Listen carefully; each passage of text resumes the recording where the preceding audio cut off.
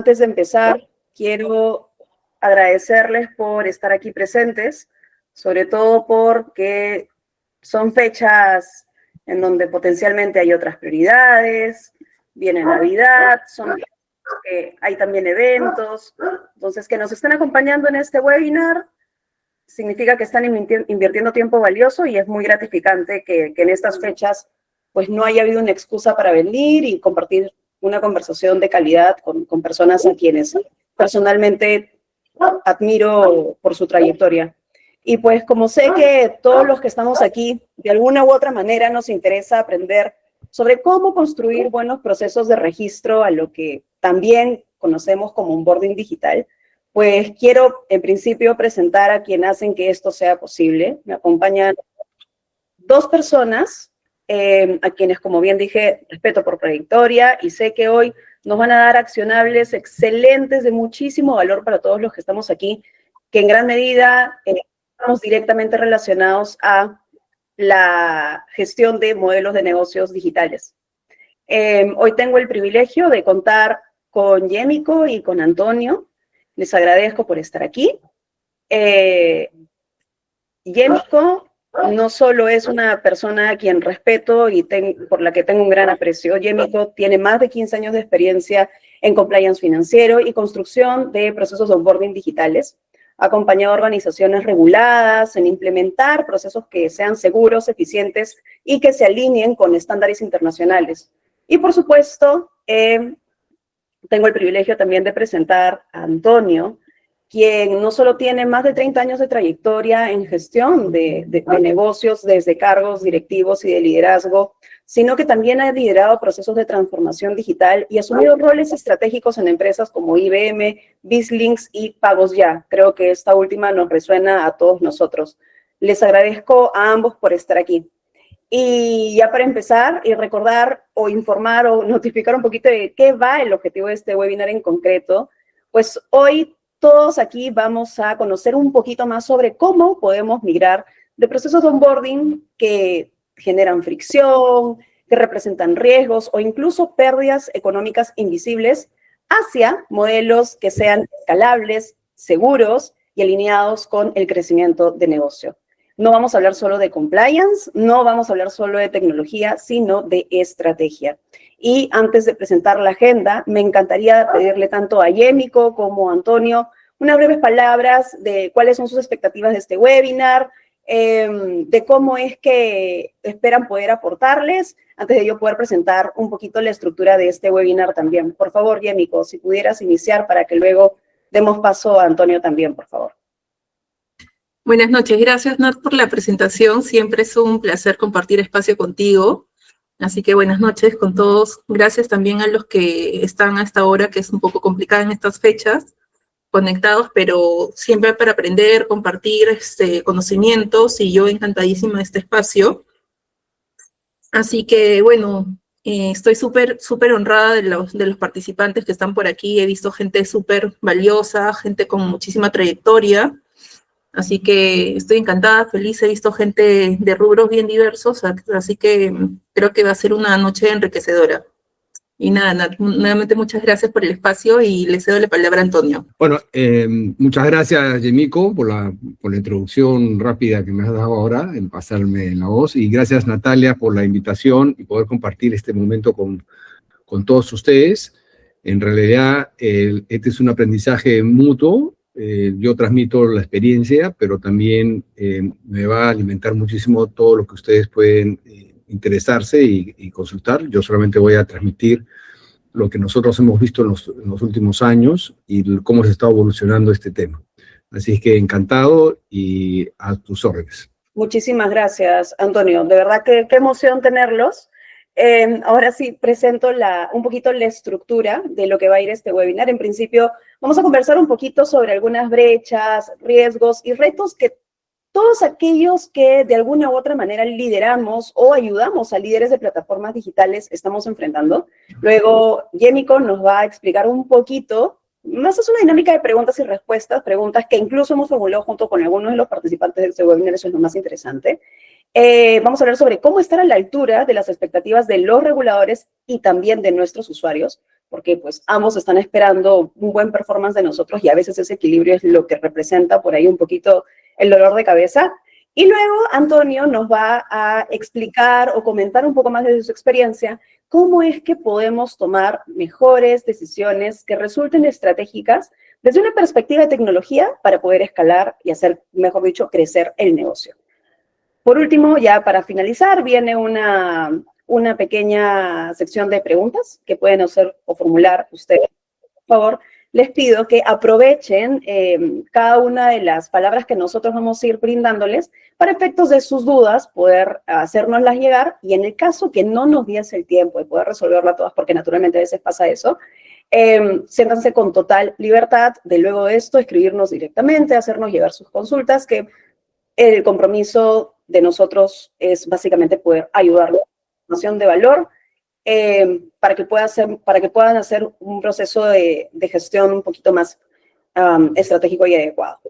Entonces, a mí me gustaría, en realidad, iniciar como de alguna u otra manera presentando qué es lo que estamos compartiendo todos aquí, ¿verdad? ¿Qué es aquello que a pesar de la industria, a pesar de la plataforma, a pesar de la experiencia o el rol que tenemos, compartimos todos? Y es que si algo tenemos en común es el gran reto de lograr que una plataforma digital pueda crecer segura, que pueda crecer de acuerdo a la visión de un fundador, un equipo fundador que asume el reto de llevar una solución al mercado, aún con normativa, aún con exigencias del usuario, aún con competencia, aún con múltiples desafíos que se presentan en el camino. Y algo muy interesante que se puede ver hoy en día en relación a lo que representa un proceso de onboarding digital, que bien conocemos, es básicamente una secuencia estructurada de pasos que sigue un usuario para efectos de poder acceder al servicio de una plataforma, pues lo que vemos es que mientras hay empresas que logran crecer rápido, que adquieren clientes o usuarios con indicadores de tracción muy sanos, pues también es un hecho que viven o presentan riesgos silenciosos, ¿verdad? Que luego viene una auditoría y resulta que teníamos una brecha que no habíamos cubierto. Por otro lado, existen plataformas que siguen detenidas y es como que si el tiempo se hubiese congelado y aún permaneciesen operando con procesos que ya resultan obsoletos, viviendo fraudes, enfrentando sanciones constantes, con fricción extrema con sus usuarios y, por tanto, pérdida de confianza y potencialmente también el declive del negocio si es que no logras actualizarte. Entonces, ¿cómo es posible esto? ¿Verdad? ¿Cómo es que puedan haber realidades tan distintas y cómo es que un solo proceso se pueda percibir de maneras tan diferentes? He traído 2 ejemplos prácticos como para más o menos poder ver la realidad de una manera un poco más visual y que no solo quede en algo abstracto, ¿verdad? Entonces, traigo un primer ejemplo que da la casualidad, bien planificada, que fue un estudio que hicimos junto a Yémico de una de las fintechs con mejor tracción de los últimos años. Sí, es una plataforma digital que ha logrado crecer muy bien, que, digamos, aparentemente está muy sana. Sin embargo, cuando entramos a evaluar como un cliente incógnito su proceso de registro, descubrimos algo bastante serio y a la vez interesante. Todo usuario entras a la plataforma, generas tus credenciales de acceso, que es un correo, una contraseña, validas un código OTP, que es un código de seguridad que te llega por correo celular, dependiendo de cómo lo desees, y luego te piden solo 2 datos. 2 simples datos, el DNI y la fecha de nacimiento. DNI y fecha de nacimiento, los digitas, ingresas a la cuenta y en el módulo de administración de la cuenta de usuario puedes ver los datos personales del titular de dicho DNI.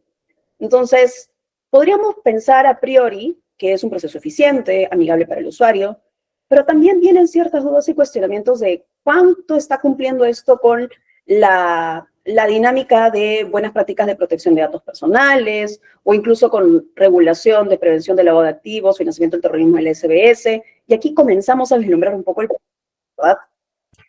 Segundo ejemplo, un formulario de registro que sigue exactamente la misma dinámica de la otra plataforma. Ojo, son 2 plataformas que compiten directamente. Mismo modelo de negocio, misma industria, mismo todo, ¿sí? Son 2 plataformas que se dedican exactamente a lo mismo.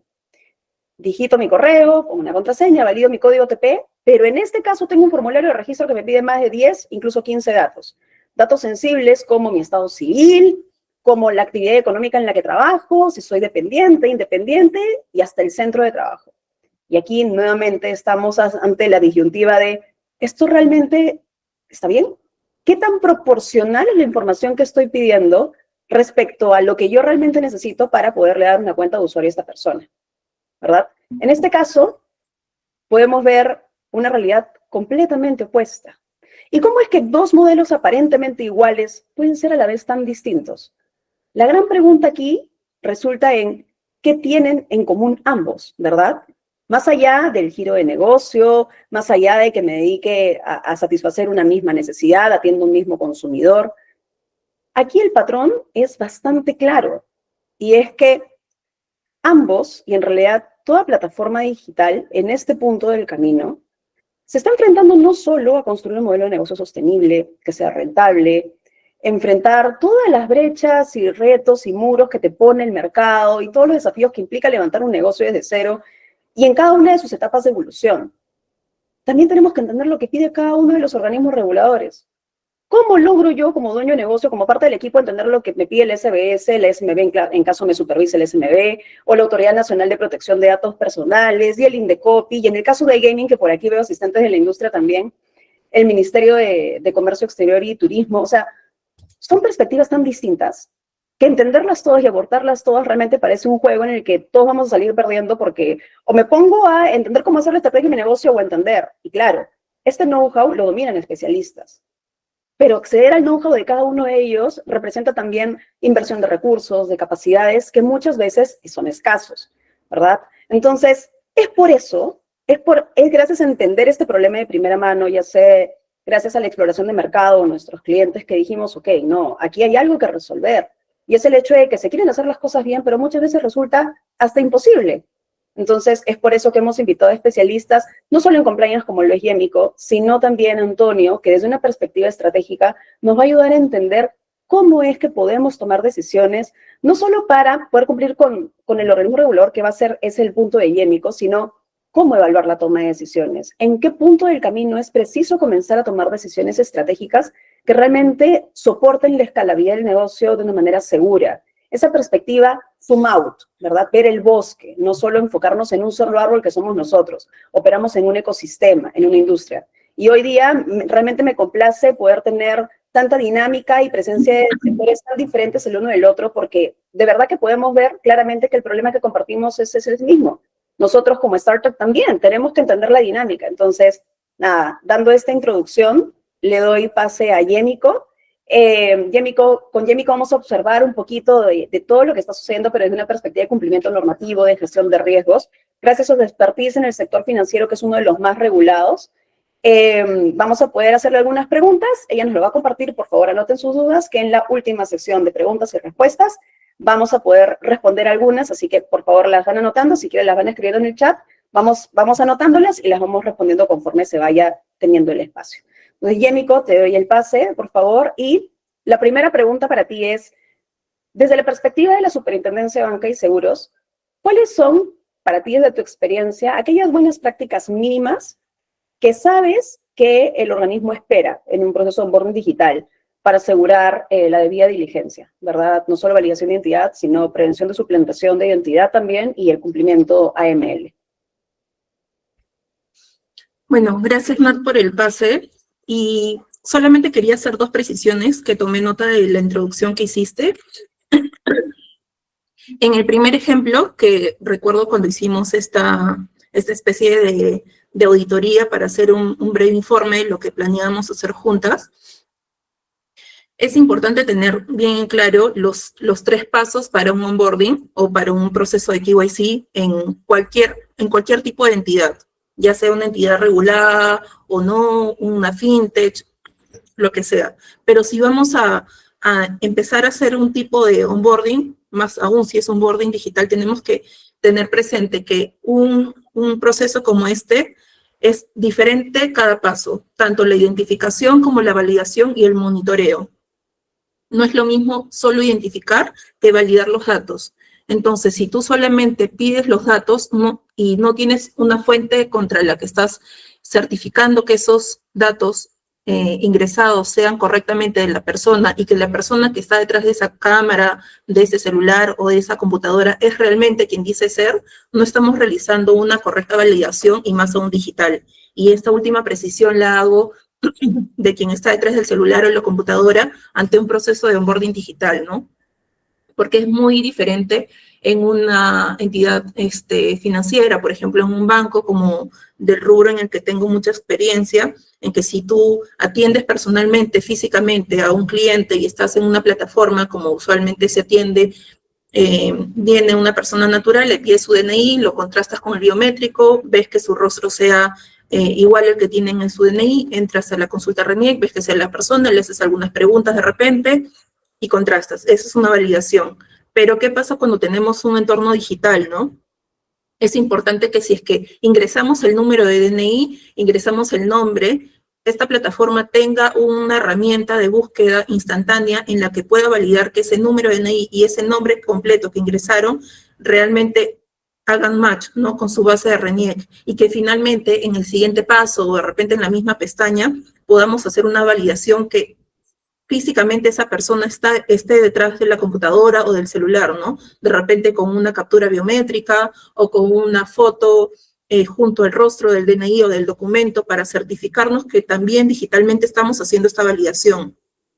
Entonces, es número uno esta precisión que quería realizar. Y en el segundo ejemplo, muy bien lo dijiste, Nat, que es muy diferente hacer una solicitud de datos por hacerlas y ser proporcional al tipo de producto o servicio que estamos solicitando, ¿no? Y más aún si es en un simple onboarding, ¿no? Si estamos solamente onboardando a un cliente, digámoslo en palabras más coloquiales, y solamente estamos capturando los datos iniciales del cliente, solamente para registrarlo en nuestra base de datos, para darle un usuario, una contraseña al cliente, y pueda empezar a operar o a transaccionar dentro de nuestra plataforma digital, seamos proporcionales, uno, por un tema normativo, y dos, por un tema de servicios, ¿no? Cuidemos lo que nosotros necesitamos, que verdaderamente sea la persona, validemos que sea esta persona correctamente, démosle un código de seguridad para que validemos que el correo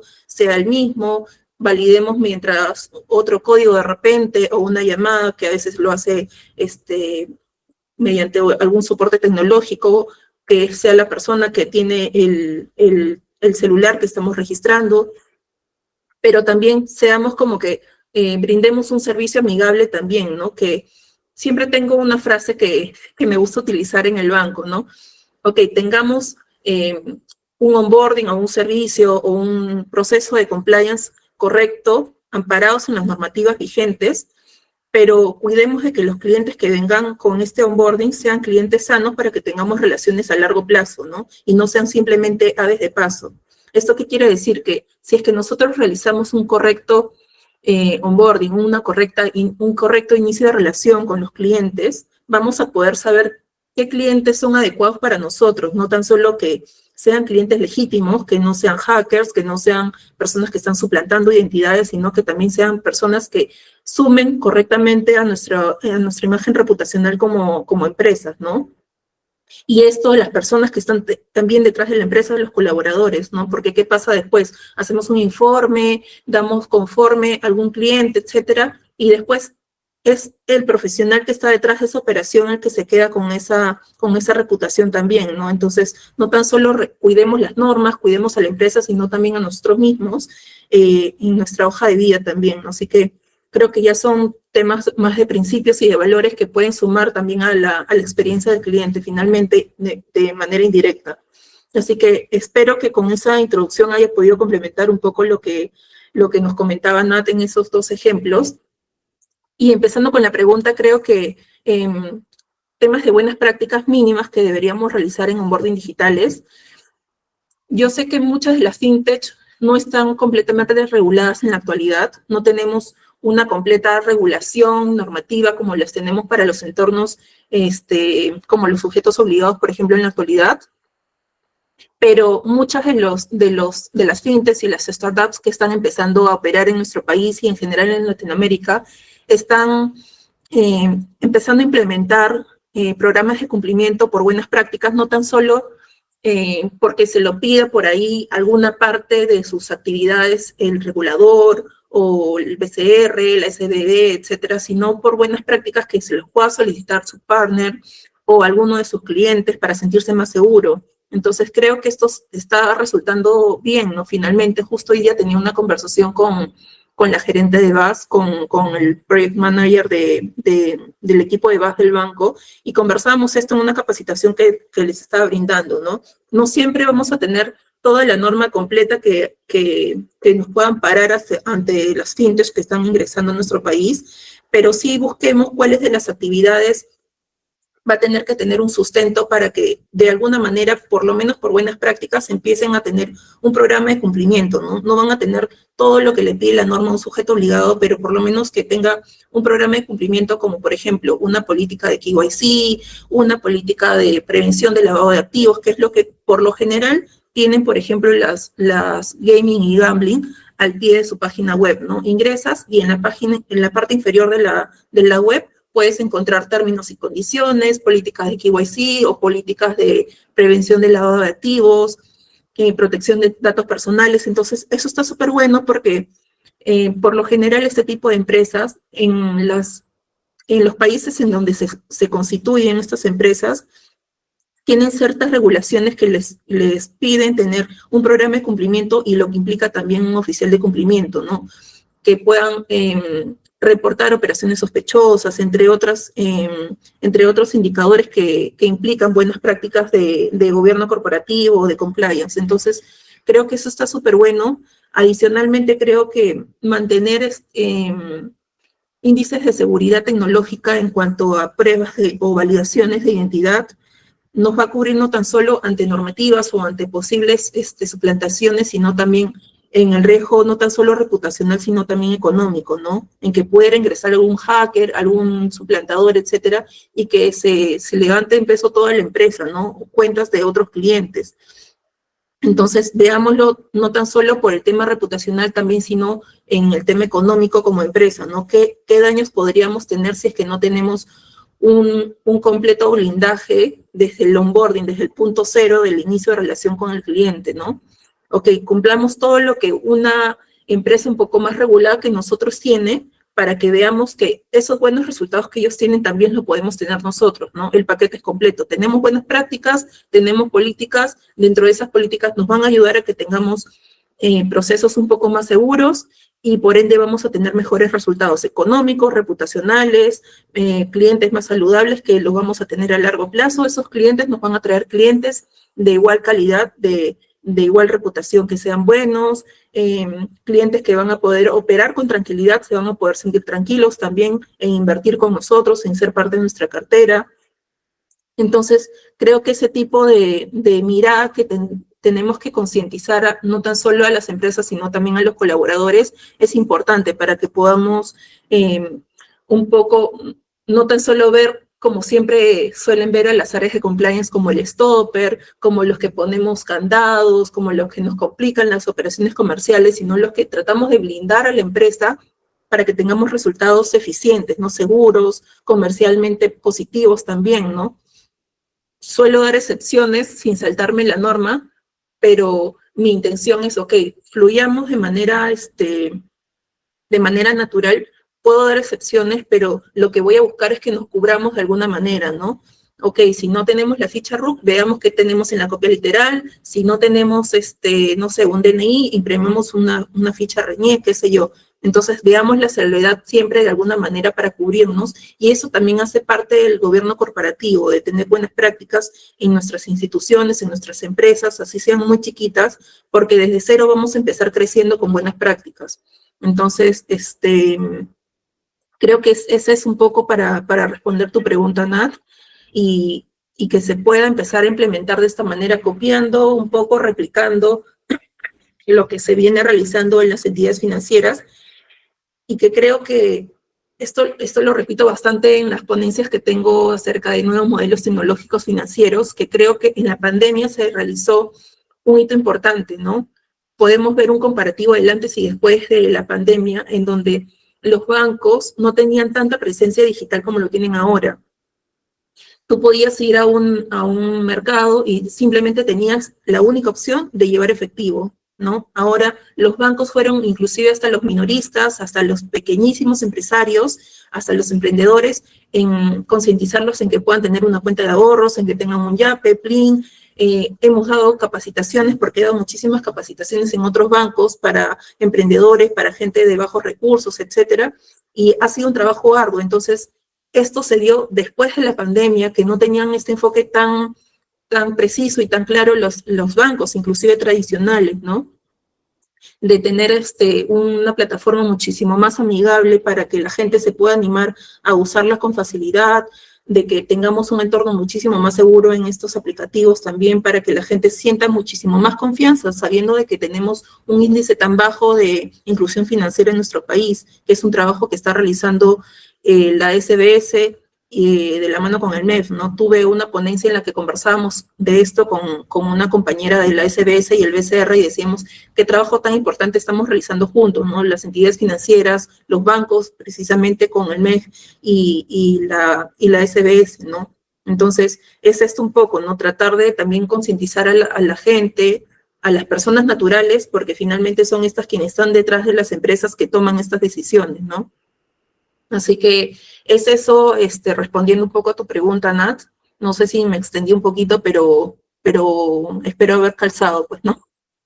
O sea, estuvo bueno, la verdad creo que abordaste un poco de los temas de los futuros webinars del próximo año, creo yo, pero está lindo. Yo creo que has abordado varios puntos importantes. El que más rescato y que creo que nos va a resonar mucho es esa constante dinámica un poco friccionada entre lo que representa un área comercial y un área de compliance, ¿verdad? Ese rol un poco mal percibido del oficial de cumplimiento, del responsable de riesgos, de como que poner puntos de control que son importantes para proteger a la empresa, pero que muchas veces mitiga un poco ese potencial de cerrar acuerdos comerciales con la agilidad que el negocio merece. Entonces, aquí es donde desde mi perspectiva, ¿verdad?, la tecnología viene a jugar un rol bastante importante, porque esas buenas prácticas, esos criterios, ese conocimiento que solo va a tener el oficial de cumplimiento, claro está, porque es un individuo que tiene razonamiento propio, de alguna u otra manera puede comenzar a automatizarse. Entonces, son conversaciones muy lindas, en efecto, comparto lo que decías.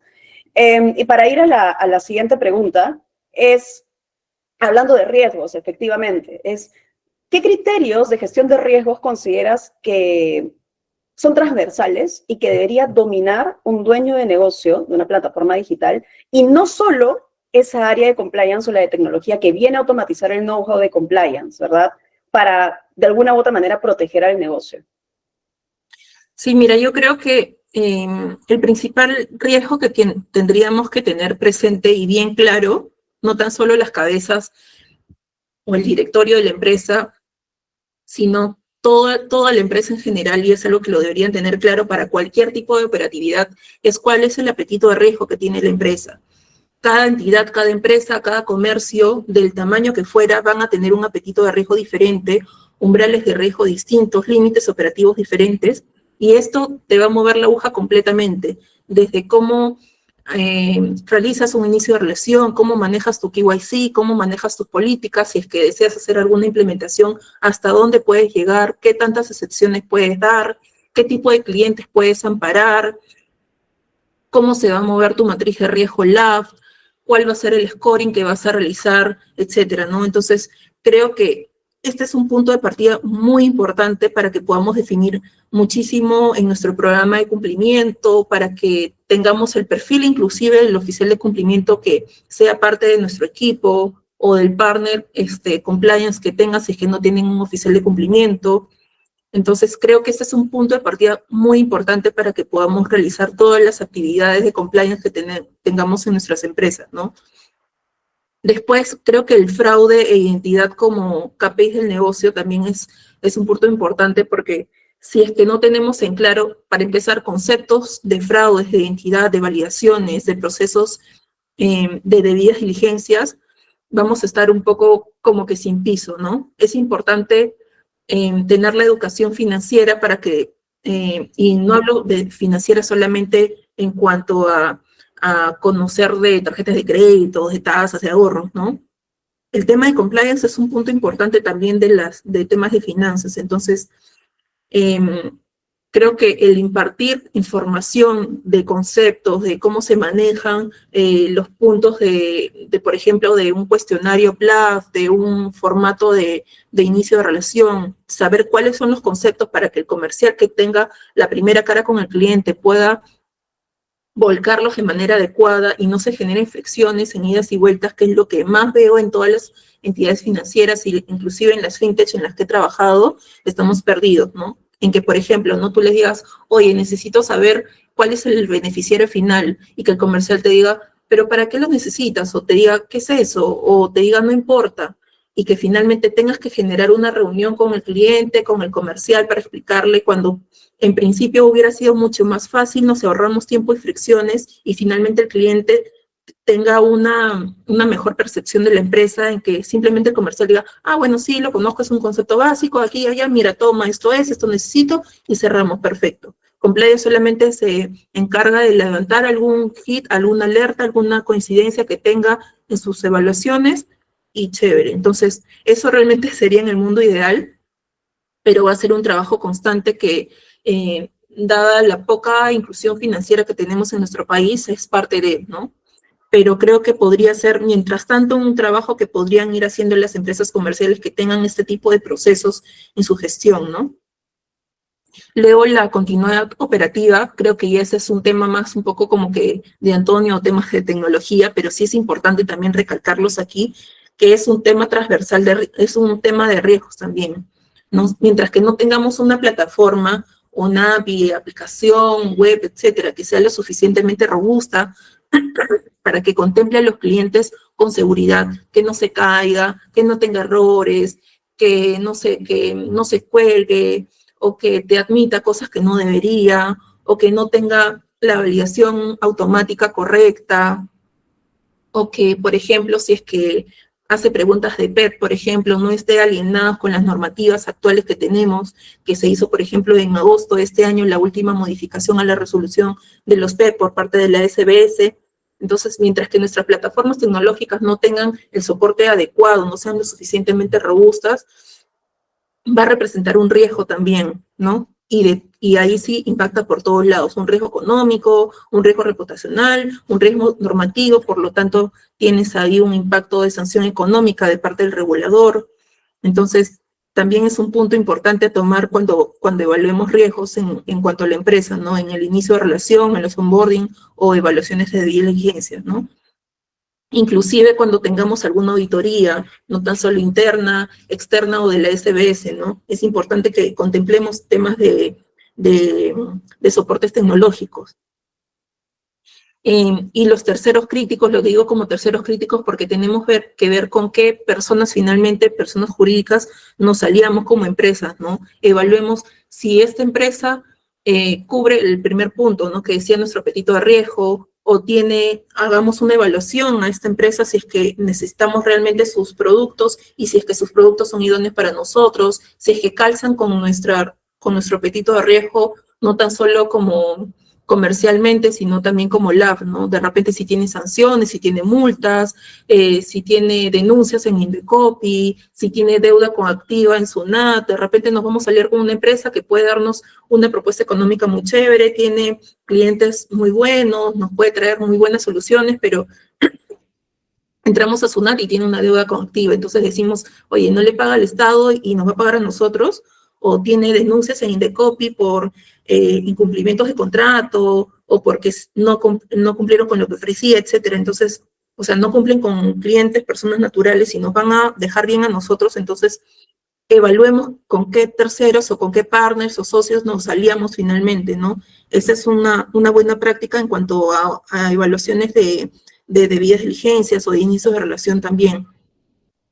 Y luego tener una trazabilidad también de los cambios que nosotros realicemos en la empresa, ¿no?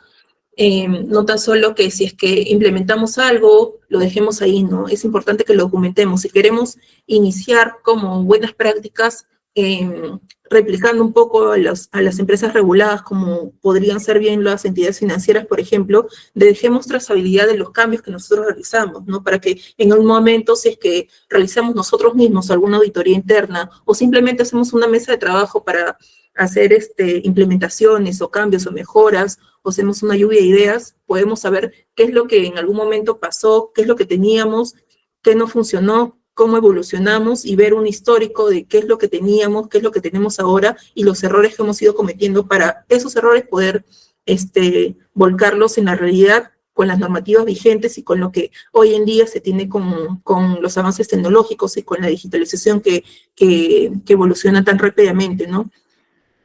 Y finalmente, el tema de experiencia del cliente, ¿no? Versus el control. Lo que les decía en la pregunta anterior, ¿no? Es importante que nosotros hagamos un match de lo que quiere el cliente y lo que nosotros tenemos que cuidar como empresas, ¿no? Demos todas las soluciones que queremos a los clientes, seamos rápidos, pero sin saltearnos la norma, ¿no? Que es una frase que también repito bastante, ¿no?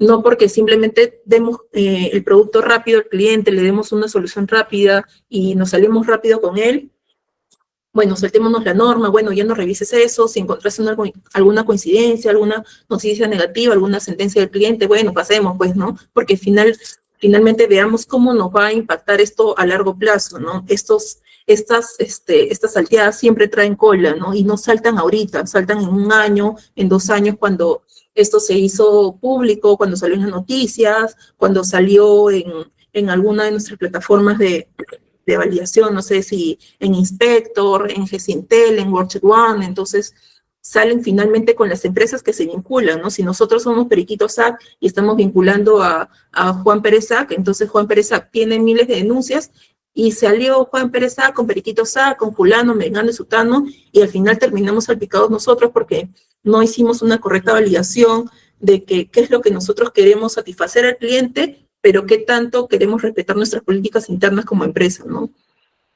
Entonces, ese es un poco, no respondiendo a tu pregunta. Espero que haya podido responderte todo lo que necesitabas.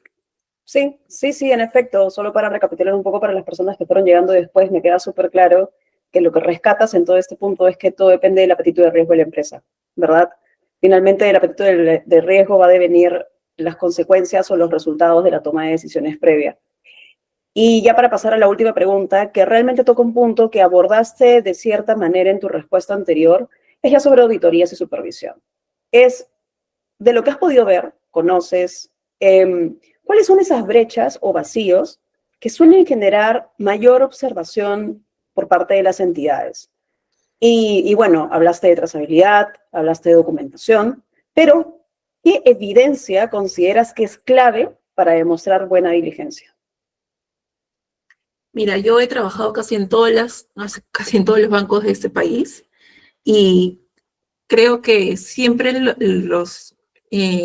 los auditores tienen una mirada distinta por cada tipo o de repente por el renombre que tengas, ¿no? No tanto como que, pucha, que si un banco u otro tenga vara, sino es que como que te va a medir distinto por cómo te ve la entidad reguladora, en este caso la SBS, ¿no?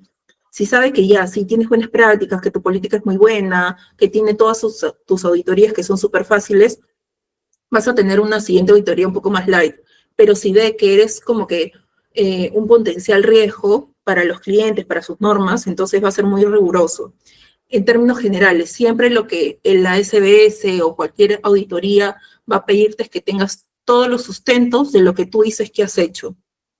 En palabras coloquiales, si es que tú realizas, por ejemplo, un inicio de relación y le dices, sí, ok, yo le pido el DNI al cliente, guardo el DNI en el file del cliente y lo tengo aquí archivado, ok, demuéstrame que hiciste el print de pantalla, la reñeca en su momento, que tenga la fecha de ese momento en el que hiciste la consulta, que la fecha de la consulta coincida con la firma del documento, que si es que firmó, que sea la misma firma que está en tu file, que pasó, que si es que tienes en tu política que el cliente debe firmar, debe pasar biométrico, debes hacer una consulta RENIEC, eso lo tengas plasmado y documentado y sustentado con print de pantalla o con links, no sé, lo que sea, pero que tengas sustento documentado en el file del cliente.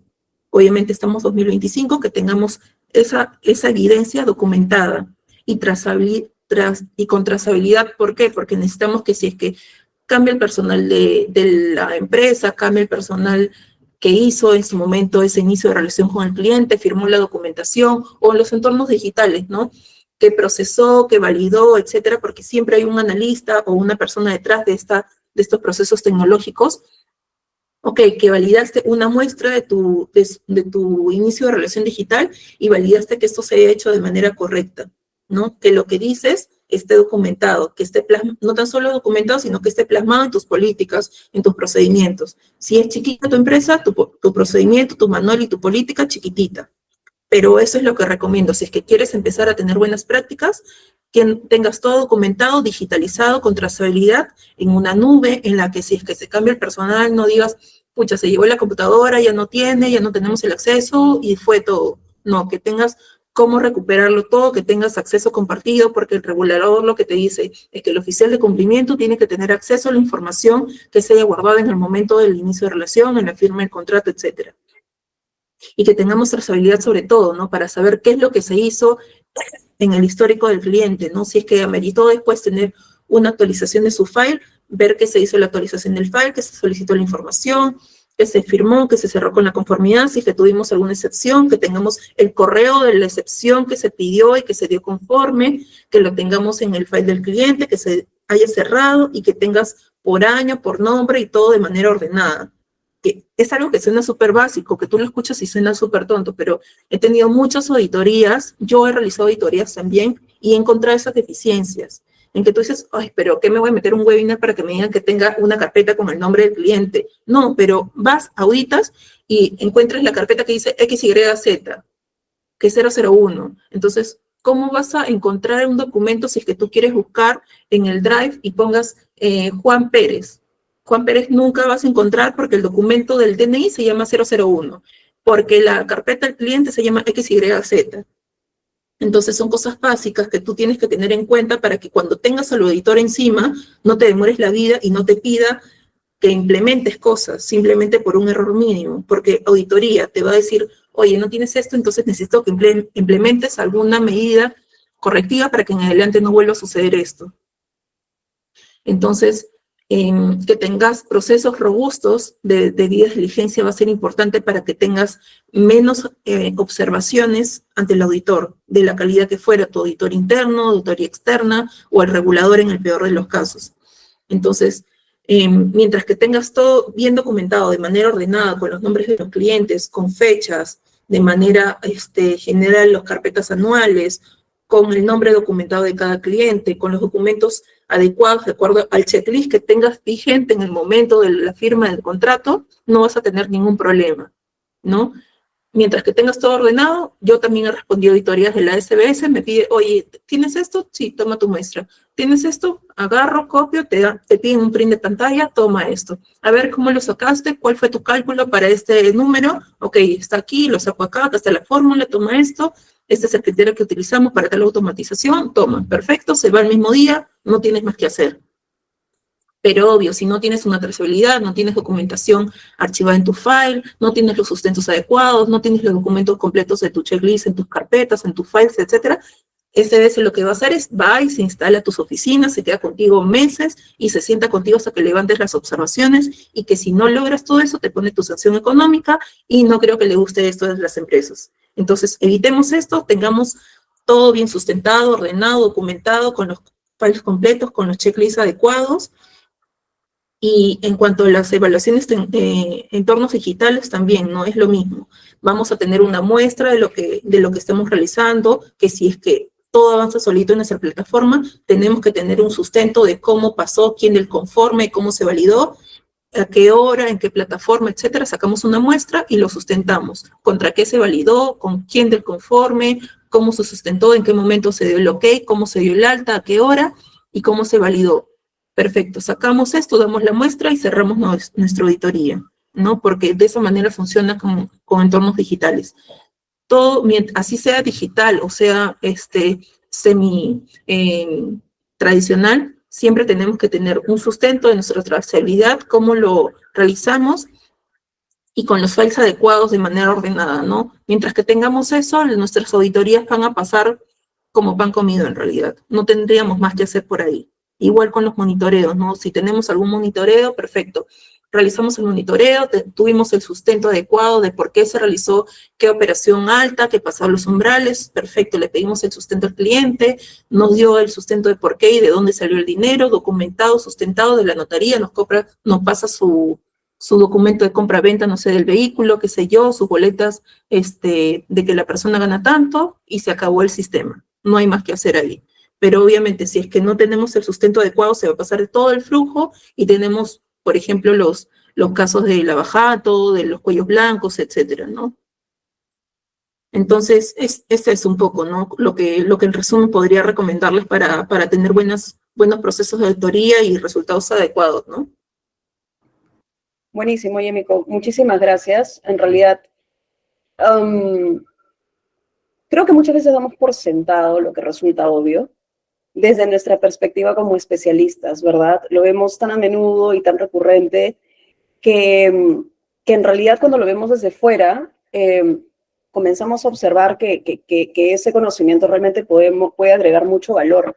Y en este punto creo que todo lo que has dicho es un puente espectacular y más que pertinente para darle paso a Antonio, porque lo que has escrito, desde mi perspectiva, responde a decisiones estratégicas.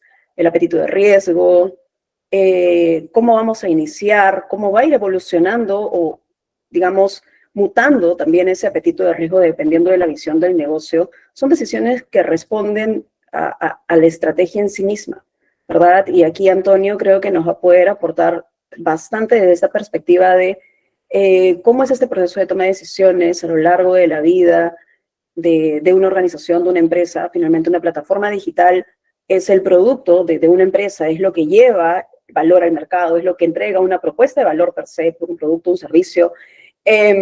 Pero toda esa estrategia detrás, el cómo yo construyo un área, el cómo adopto tecnología, el cómo decido yo atender a mi cliente o qué mecanismos o puntos de control pongo en uno u otro punto. Hablando incluso por fuera de onboarding digital, creo que responde a la premisa básica de mi estrategia, mi visión de negocio, mis principios como creador, fundador de una organización y el equipo que voy a integrar como parte de ella para sacar adelante la ejecución de esta visión. ¿No? Y en este sentido, te agradezco un montón, Yemiko. Yo creo que todo lo que has compartido es sumamente valioso.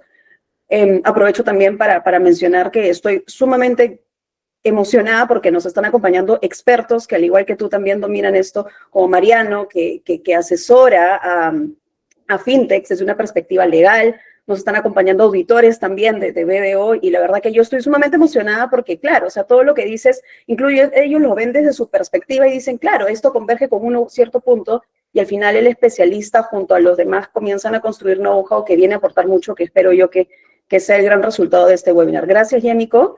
Le doy pase a Antonio, es la misma dinámica. Es un webinar bonito porque, digamos, hemos visto como que el problema es de una perspectiva de cumplimiento normativo y ahora lo vamos a ver desde una perspectiva estratégica y de tecnología, ¿verdad? Cómo es que la tecnología puede venir a hacer ese puente entre lo que se ve muy complejo para hacerlo de pronto un poco más simple y cómo la estrategia termina por hacer esto real. Para Antonio, de la misma manera, son preguntas que vamos a... Hola Mariano, ¿cómo estás? Qué lindo saludarte. Para Antonio, en la misma dinámica, ¿verdad? Yemiko nos ha mencionado problemáticas que responden a tomas de decisiones, ¿verdad? En este punto, onboarding digital, ese proceso en el cual tenemos el primer contacto con nuestro usuario, en el que se engancha con la propuesta de valor, en el que le comenzamos a pedir información y comienza a confiar en nosotros. Manejamos datos, tu expertise va mucho de la mano de la gestión de datos. Entonces, me gustaría saber desde tu perspectiva, ¿cómo es que estos procesos que a simple vista se ven operativos pueden llegar a evolucionar a decisiones estratégicas y cómo impactan en la vida del negocio? Gracias, Nat. Mira, yo creo que hay que entender bien el concepto de lo que es el onboarding digital y lo que sería la gestión de datos de identidad. En el onboarding digital hay diferentes tipos, dependiendo de cuál sea el negocio. Y si tú lo puedes apreciar, en el tema de e-commerce, el onboarding digital es muy sencillo. Solamente piden algunos datos en el momento de registrarte y luego utilizas un medio de pago para hacer la compra o respectiva. Por lo tanto, si te das cuenta, la trasladan el tema de tanto lo que puede ser gestión de datos de entidad y evitar, digamos, o el control del fraude, lo traslada hacia las entidades que tienen que ver con el tema, ya sea la entidad financiera o el comercio. Entonces yo diría que el tema del onboarding digital y la gestión de datos de identidad dejan de ser meramente esos procesos operativos y evolucionan a yo sí creo esto, como tú bien dices, a una decisión estratégica. ¿Y cuándo? ¿Cuánto impacta directamente en los resultados de negocio? ¿Cuánto influyen en esta conversión de clientes? Ya sea porque hay una reducción de abandono, y ahora te voy a contar la experiencia que hemos tenido con una de nuestras aplicaciones de fintech, o la aceleración del time to market, ¿no? Que podría ser el incremento de ingresos o disminución de costos, ya sea operativos o de riesgo de fraude, ¿no? O se pueden alinear con la estrategia corporativa o la estrategia empresarial de crecimiento, ¿no? Al habilitar estos nuevos modelos digitales, que pueden ser 100% online, como es el tema de onboarding, si es que va a ser una expansión geográfica, no solamente en Lima, sino también puede ser en provincias, y si es que quiere ir a otros países, y que sea realmente un habilitador clave de esta transformación digital, ¿no? Entonces, yo creo que, mira, y te voy a comentar el tema que tuvimos en una de nuestras aplicaciones de fintech, que era de financiamiento. Por colocar muchos controles, tuvimos muchos abandonos y no entraban. ¿Por qué? Porque el proceso, y ahí hay que ver el tema, de cuánto es el tiempo que le toma a dicha persona en registrarse o poner la información o cumplir los controles que nosotros hemos puesto para el negocio. Y al ver que teníamos mucho abandono, decidimos cambiar, hacerlo más sencillo. Pero como decía, depende quién está detrás. Si es un negocio fintech, que estamos hablando que hay una alianza o una relación con entidades bancarias. Y las entidades bancarias ya cumplen con ciertos requisitos y exigencias en dicho tema. Por lo tanto, no va a pasar si la entidad bancaria identifica que hay un riesgo o un fraude. El tema por ejemplo, de gestión de la entidad, o digamos, datos de la entidad, efectivamente, ¿qué tanta información solicitas en el onboarding? ¿Y qué tanto tú transmitas la información con la entidad? En este caso, si es una entidad financiera. Yo veía ahí, por ejemplo, dices, ok, ¿cómo tú guardas la información? Un tema es el hackeo, es el onboarding. El onboarding, a lo sencillo. El tema es la protección de la información, y es un tema que tú por sistema o por parte tecnológica lo tienes que guardar en una forma que evites justamente el riesgo de que dicha información vaya o trascienda hacia personas que no corresponden. Pero el hackeo, ya si te das cuenta, no tiene que ver con un tema de onboarding, sino tiene que ver un tema, como mencionaba, de gestión de datos de entidad y a dónde almacenas y cuáles son los controles para que puedas tener, digamos, la seguridad de que no se vayan digamos, a filtrar con personas que no debe ser. Eso es lo que le pasó con una entidad bancaria, como tú sabrás. Y qué ha pasado con algunas entidades, que es por un problema de hackeo, que no es de onboarding, y eso hay que diferenciar. Que el hackeo es porque entraron por una puerta en la cual pudieron abrirla y sacar información que no correspondía. Entonces, yo creo que la mejor forma de medir la experiencia del cliente, uno es que en dicho onboarding, cuánto es el tiempo que le toma en registrarse y poner la información, y equilibrar la seguridad y la fricción, ¿no? Convirtiéndose justamente este diferenciador competitivo, ¿no? Frente a las otras empresas que puedan haber en el mercado, ¿no? Entonces, no sé si con esto yo te estoy dando un mayor dato al respecto, mayor información a tu pregunta, pero yo creo que hay que entender bien, ¿no? Justamente este crecimiento escalable que puede haber, principalmente en los negocios B2B, ¿no? Que ojalá pudiéramos tener el Open Banking, que hoy en día todavía no lo tenemos, porque falta regularlo, pero que podríamos habilitar el crecimiento escalable de un negocio B2B. Tenemos diferentes tipos de soluciones que hemos implementado, ¿no? Y que podemos incorporar rápidamente a empresas, ya sea o a empresas proveedoras o empresas clientes o empresas que puedan estar requiriendo un requerimiento financiero, etcétera, ¿no? Y que reduzca el tiempo que sea digital, que ese es su objetivo, a que sea presencial.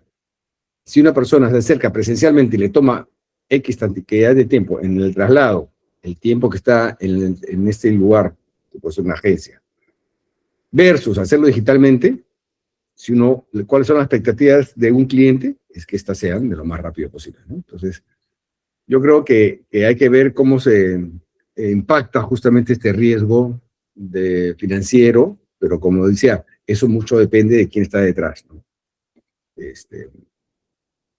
Y ver la manera de que no se te disparen los costos operativos, porque mientras más controles tienes y mientras más desarrollas, obviamente te generan una serie de costos, ¿no?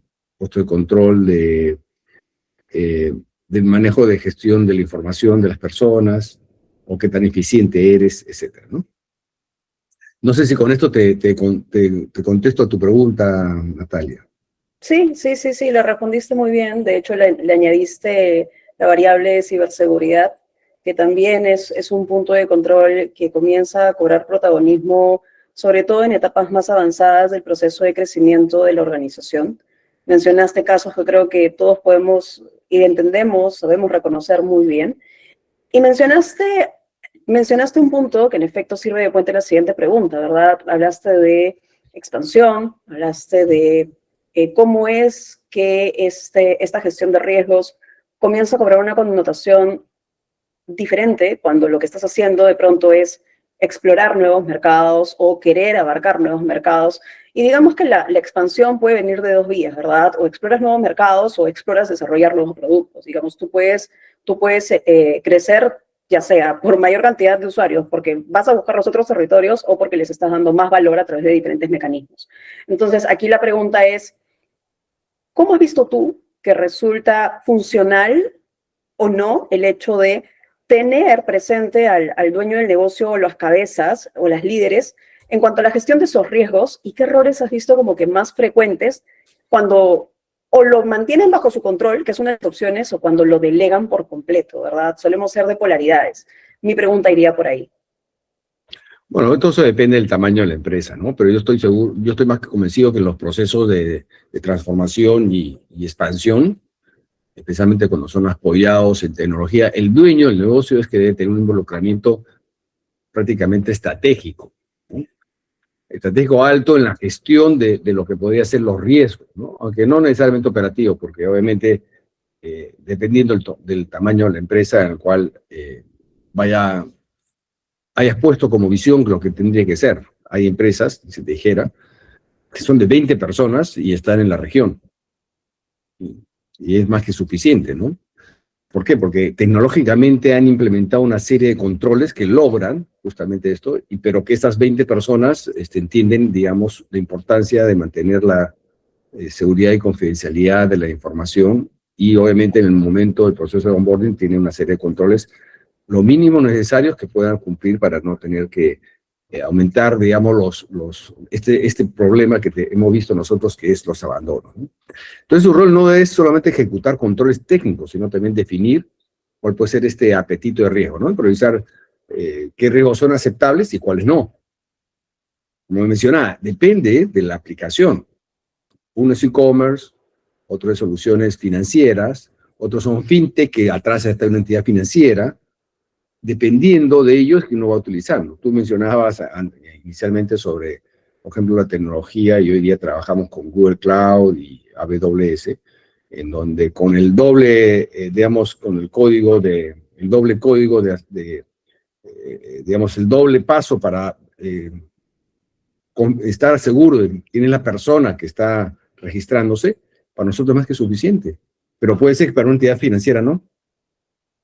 Pero para que haya una entidad financiera significa que ya cuenta una cuenta. Y si ya tiene una cuenta, entonces ¿para qué nosotros tenemos que colocar más controles? Porque ya la tiene. No sé si tú has visto el tema de Yape y de Plin. Si te das cuenta, si hay un tema de riesgo, el riesgo no lo mira el gerente o representante legal de Yape, lo mira porque ve de un rol estratégico y lo traslada hacia abajo y tiene todo un equipo. Pero si te das cuenta, Yape ya solamente ve un tema de onboarding, pero porque ya tiene una cuenta atrás. Correcto. ¿No? Entonces, por lo tanto, hay que ver las capas, ¿no? Entonces, yo creo que el dueño sí se debe involucrar a nivel estratégico. ¿Para qué? Para que se asegure que las decisiones tecnológicas que soporta el modelo del negocio no lo limiten. Es básicamente un tema de decisiones, digamos, estratégicas, ¿no? O que permita balancear la velocidad de crecimiento versus el riesgo. Es decir, por crecer mucho puede ser que estés abriendo muchas puertas y ahí sí genera un problema. Y ahí ves cuál es el time to market versus el fraude. O el cumplimiento, o como mencionaste inicialmente, el tema de ciberseguridad. Y que obviamente eso vaya a reforzar la gobernanza y la rendición de cuentas. Como te mencioné, nosotros en realidad trabajamos primero con IBM, excelente, después migramos unos servicios AWS y utilizamos digamos, el doble chequeo y también en Google Cloud. Y cumplimos y estamos certificados con el ISO 27001. Puede ser que el ISO 27001 dice, ok, quiero estar seguro que en el momento que tú estás cumpliendo con las normas reguladas de seguridad, ¿sí? Y con eso para nosotros es suficiente, como decía, ¿no? Depende de cada una de las capas, ¿no? Entonces, yo creo que en resumen, delegar la ejecución es correcto, pero delegar la responsabilidad estratégica sí es un error, ¿no? Yo creo que el dueño, o lo que lideran el tema de este tipo de negocios, debe liderar, ¿no? Es justamente la conversación sobre este tipo o riesgos que se puedan presentar y establecer límites claros, ¿no? Y usar la tecnología como un habilitador seguro de crecimiento, ¿no? Y no solo como una herramienta operativa, ¿no? Bien. Y siendo que cuando uno toma decisiones de integración de tecnología, ya sea en el core del negocio o en procesos de soporte o apoyo, tú como proveedor de servicios B2B, tecnología y con la experiencia que tienes, ya como para cerrar esto, me encantaría saber cuáles son los criterios que para ti resultan más eficaces efectos de evaluar un proveedor, ¿verdad? Un proveedor que solo te garantice cumplimiento, porque al final del día para eso también inviertas como que en asesoría especializada, sino ese proveedor que realmente te va a ayudar a resolver problemas críticos de negocio. Esa visión que debería tener, ¿cómo la evalúas tú? ¿Cómo realmente logras identificar cuál es el proveedor correcto para ciertas decisiones en ciertas etapas? ¿Cómo disiernes, cómo descartas, verdad? Para ti, ¿cuáles son esas red flags y esas green flags que te dicen, por aquí va, por aquí no va? Y creo que es algo que te pueden agradecer mucho los asistentes. Bueno, yo creo que lo más importante es cuánto le puede crear o cuánto le puede dar valor estratégico al negocio, ¿no? Y para eso yo tengo que evaluar quiénes son estos proveedores especializados, ¿no? Que realmente aportan valor al negocio, en este caso al negocio nuestro, o al negocio o servicio que nosotros damos a miles de empresas, ¿no?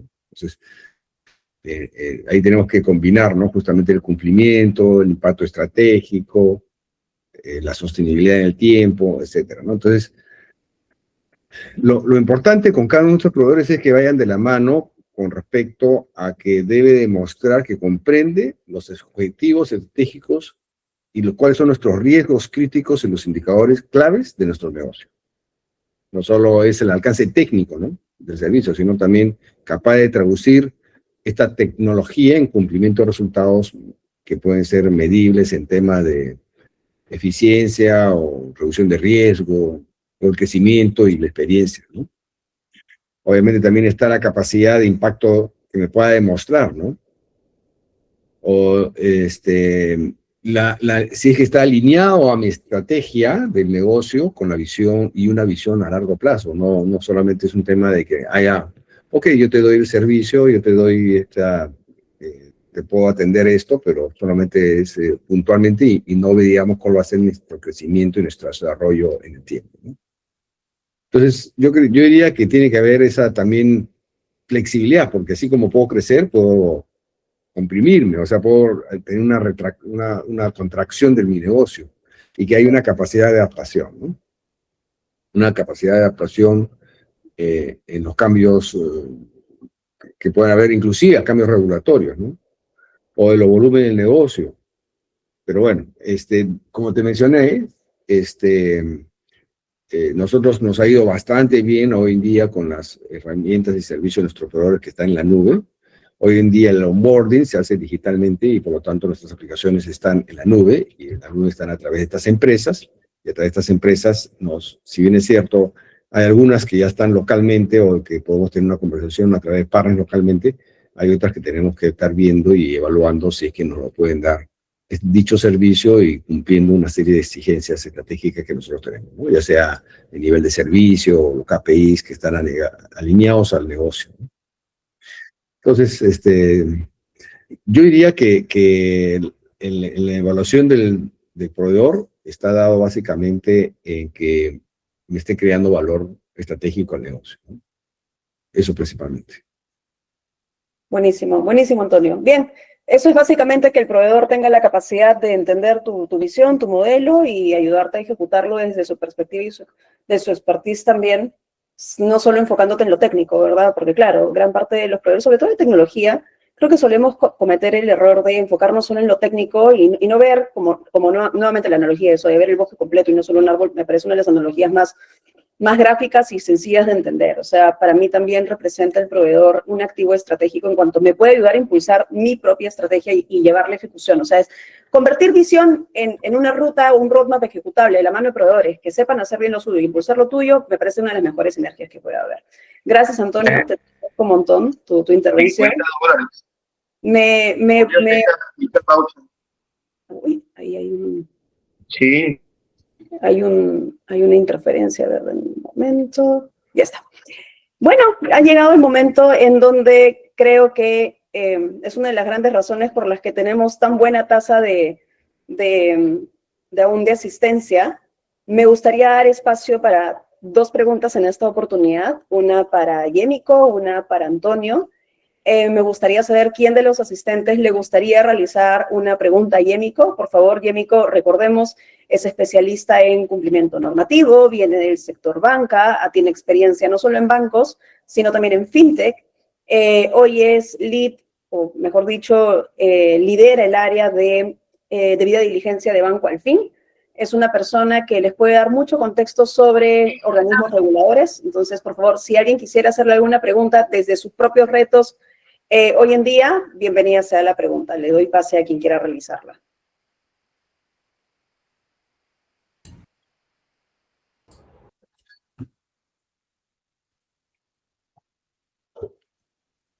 ¿Yo puedo hacer una pregunta, Natalia? Sí, sí, claro. Ya, yo le pregunto a los asistentes, creo que si puede levantar la mano, ¿quiénes son? A los asistentes les quiero saber, ¿quiénes están relacionados a, antes dijiste BDO, ¿no? Que es una empresa consultoría y auditoría. ¿Quiénes están relacionados con entidades bancarias y quiénes están relacionadas digamos, a negocios propiamente dicho, pero que no sean entidades bancarias? Entidades comerciales. Entidades comerciales. No sé si puede levantar la mano o cómo lo podemos identificar acá, o por el chat, no sé. Por el chat quizá, sí.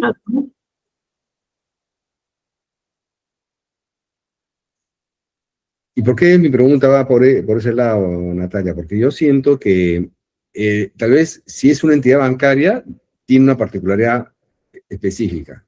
Y si es por una entidad comercial, tiene una particularidad también diferente. No te digo que, ¿por qué razón? Porque veo, como te decía, si yo voy a implementar un sistema de e-commerce de empresa retail, es diferente a lo que puede ser, y en onboarding, diferente a una entidad financiera. Sí, si yo, ¿no? Diferentes. Y Sí. si yo trabajo acá, mira, por ejemplo, acá me está haciendo una fintech de financiamiento estudiantil. Ya, ok, yo le digo que esta empresa que me está diciendo, yo le preguntaría, en el momento que haces el onboarding, supuestamente debo entender que dicho estudiante ya tiene una cuenta bancaria, o ¿a dónde le depositas? Ese es un financiamiento. Entonces, si le deposita a una entidad bancaria, la pregunta le trasladaría a la entidad bancaria, y le pasaría la responsabilidad ahí a Jénico, que le diga, ¿cómo validas que dicha persona es este estudiante que recibe un préstamo? Ojalá, Claro, ojalá sí. que el día de mañana podamos tener el Open Banking, que sería muchísimo mejor, pero bueno. Sí, de hecho, lo que indicas es un trabajo bastante arduo y no se va a dar mañana, como tú dices, mientras que todavía no tengamos el suficiente conocimiento financiero y no se terminen de animar la cantidad necesaria de las fintechs en nuestro país para que la SBS termine de regular, mientras tanto están tratando de ser un poco más flexibles de la mano del MEF. Así que, entre tanto, lo que está funcionando por ahora es lo que Alfin Banco, en la entidad en la que trabajo, y dos bancos tradicionales más, estamos trabajando en áreas como BAS, en las que amparamos nuestra regulación para que fintechs que están ingresando a operar a Latinoamérica y específicamente a nuestro país puedan empezar a dar estos servicios financieros tecnológicos amparados en nuestras licencias, ¿no? Para que podamos tener esta flexibilidad y que los clientes finales tengan esta seguridad de que se están intermediando sus servicios por bancos regulados completamente, ¿no? Es un financiamiento. Justo, amigo, porque es la última milla en el cual estas empresas o fintech que están viniendo comienzan a dar. Por ejemplo, acá yo veo que una de las personas que han asistido, Natalia, que es financiamiento de título de bachiller, y se lo depositamos a la universidad, no sé cómo, pero ¿a quién se los cobra? No sé si a la universidad o a los estudiantes, pero bueno. El estudiante. ¿No? Entiendo que es como un microcréditos lo que brinda tu fintech. Al estudiante, ella dijo al estudiante, entonces es un microcrédito, ¿sí?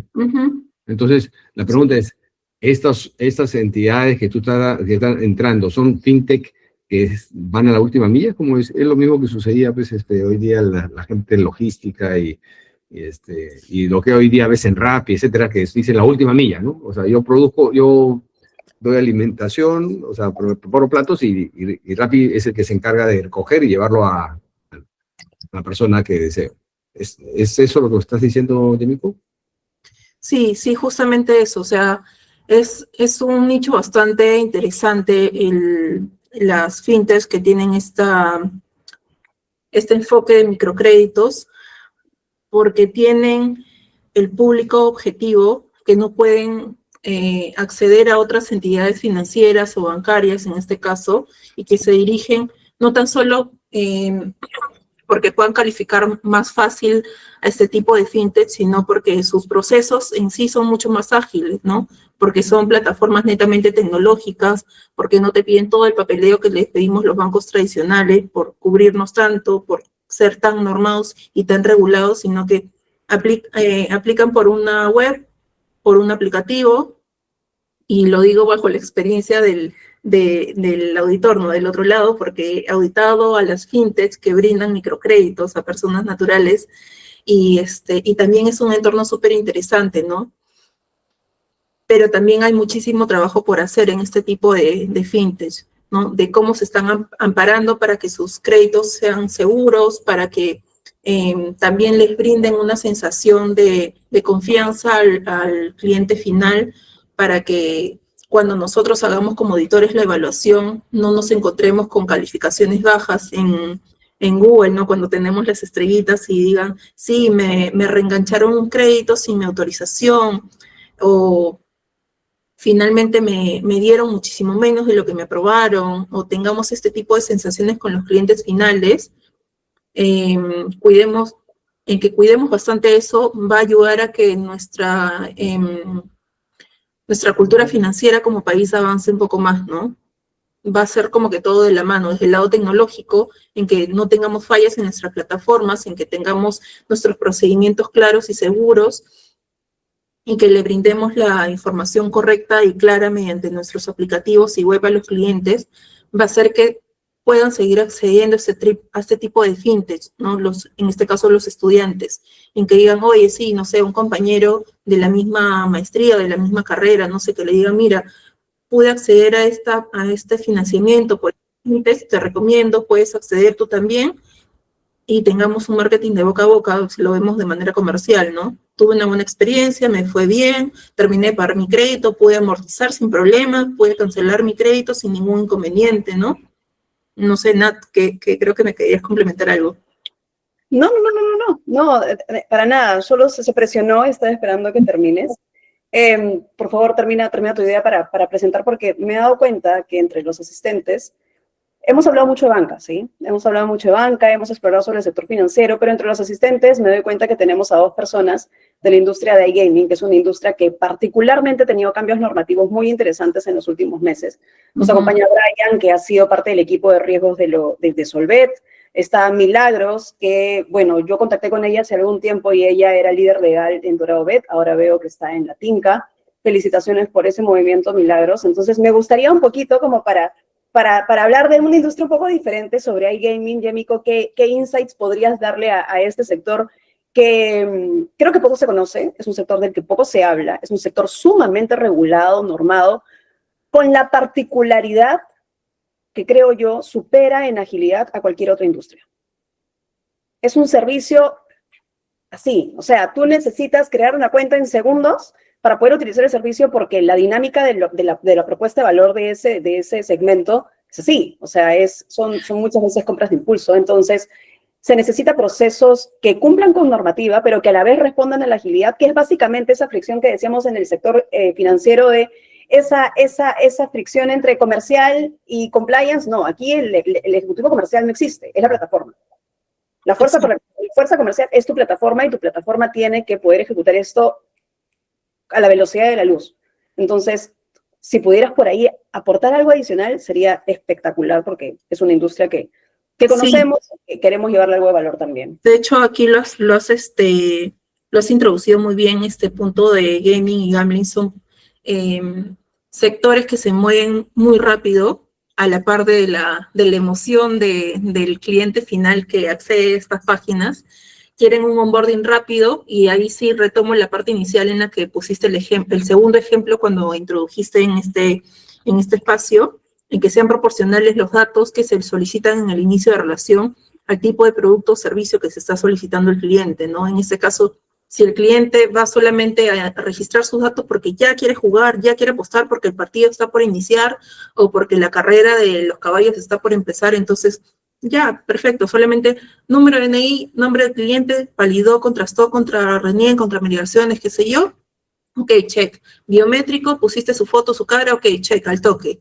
Pasó el número de cuenta hizo match con las entidades bancarias, si existe, si corresponde a la persona, ok, check, ¿no? Cerramos con el correo, el celular, ok, conforme. Es PEP, mayor de edad, cerramos. Empezamos, eso no te tomó más de 5 minutos, es súper rápido. No deberían ser 3, a lo mucho 3 ventanas que hicimos: identificación, validación, y verificamos que realmente sea la persona que está detrás de la cuenta, del número celular y del correo, y cerramos. El cliente puede empezar a apostar, puede empezar a generar dinero, porque ya validamos. O sea, hay muchas casas de apuestas, por ejemplo, que esperan después a validar si es que la cuenta correctamente pertenece a esta persona, ¿no? ¿Y qué hacemos? Si ya tenemos a la cuenta creada, ya le dimos un usuario, la contraseña, ya es parte de nuestra cartera, ya asumimos el riesgo. Entonces, lo adecuado es que rapidísimo, en el inicio de relación, validamos que es la persona, que sí existe esa persona, que es la que está detrás del celular, de la computadora, correo, celular y el número de cuenta. Cerramos con eso, ya nos cubrimos por todos lados. Como bien lo dijo Antonio, validamos con la cuenta del banco. El banco ya hizo su trabajo en hacer un onboarding correcto, adecuado, y que más que un banco que es súper regulado.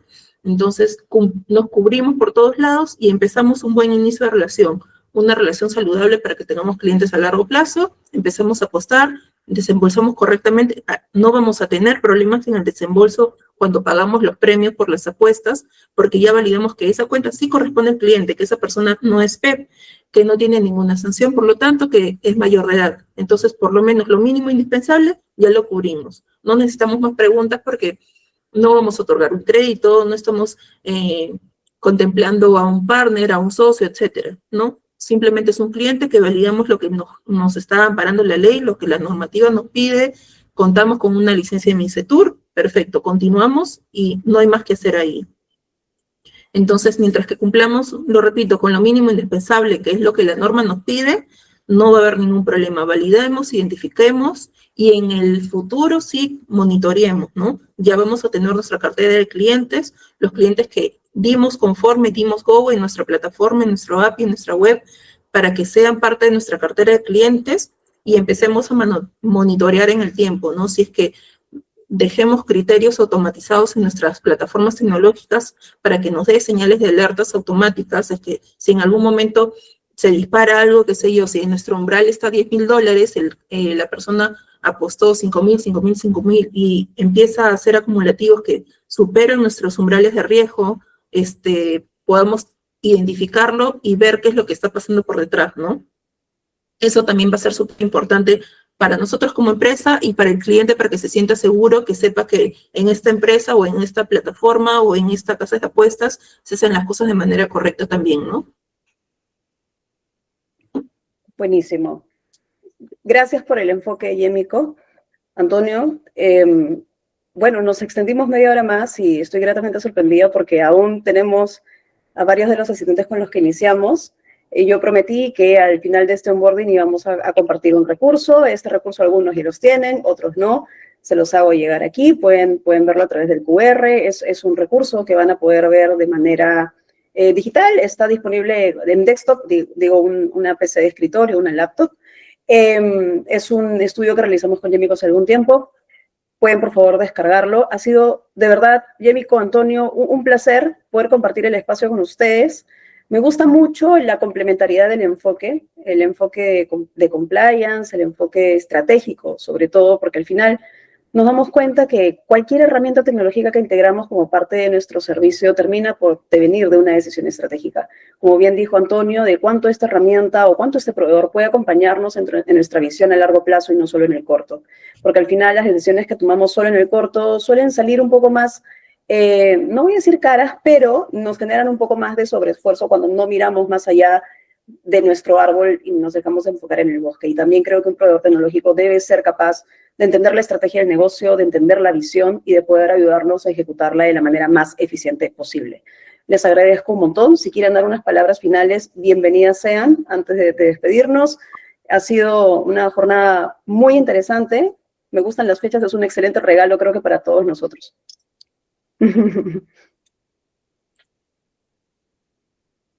Yemiko, si pudieras dar tus palabras finales, por favor.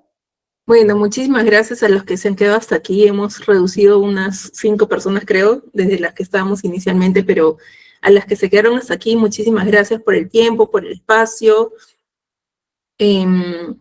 por dejarnos compartir un poco de nuestras visiones, de la experiencia que tenemos cada uno. Y encantado si es que más adelante les surge alguna consulta, alguna pregunta, en mi perfil de LinkedIn está mi correo, está mi teléfono, pueden escribirme por inbox, inclusive por LinkedIn, por el medio que ustedes gusten, y yo encantada les voy a responder las consultas que les pueda surgir más adelante. Así que muchas gracias. Nada, por el espacio y a los asistentes, por supuesto. Gracias. Antonio, por favor. Bueno, muchas gracias, Natalia, por la invitación y poder compartir este espacio con todos ustedes. Y bueno, encantado de poderlos ayudar en lo que crean conveniente. Muchísimas gracias. Antonio, mil gracias, de verdad ha sido un honor contar con tu presencia. Muchísimas gracias por tu disposición, por la buena apertura a compartir sobre lo que bien has mencionado al inicio, que has podido ver a lo largo del tiempo. Nada, espero verte pronto de nuevo. Gracias a todos. Espero poder estar en contacto con ustedes, en lo que podamos sumarles, encantadísima. Siempre es muy lindo compartir conversación. Me deja con el corazón lleno de agradecimiento, de alegría. Ha sido un lindo día. Les deseo excelente noche, linda semana, excelente fin de año para todos y que el 2026 traiga muchísima prosperidad para todos. Un abrazo inmenso a los ponentes, a los asistentes. Nos vemos pronto.